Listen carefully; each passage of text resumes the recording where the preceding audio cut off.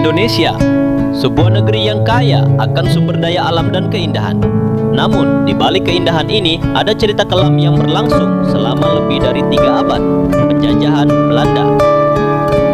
Kisah tentang perjuangan, perlawanan, dan harapan yang terus menyala.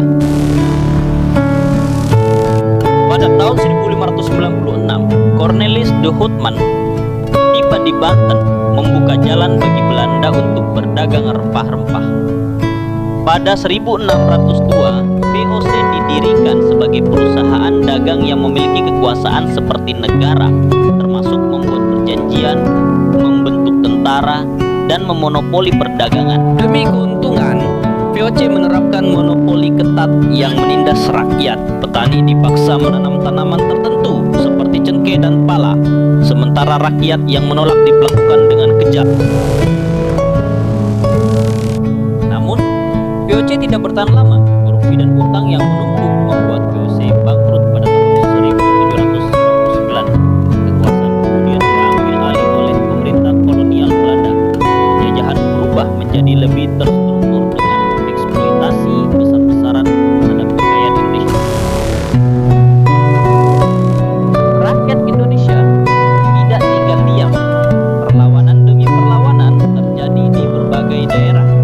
Salah satunya adalah Perang Diponegoro 1825 sampai 1830 yang merupakan salah satu perang terbesar melawan Belanda. Juga ada Perang Aceh yang berlangsung selama puluhan tahun. Perlawanan ini menunjukkan bahwa semangat rakyat untuk merdeka tidak pernah padam. Meski banyak yang gugur, perjuangan mereka menjadi simbol harapan dan kebebasan. Awal abad ke-20, kebangkitan nasional mulai terlihat. Organisasi-organisasi seperti Budi Utomo, Sarekat Islam, dan Perhimpunan Indonesia lahir untuk melawan penjajahan melalui jalur politik dan pendidikan. Penjajahan Belanda akhirnya berakhir setelah perjuangan panjang. Puncaknya adalah proklamasi kemerdekaan Indonesia pada 17 Agustus 1945.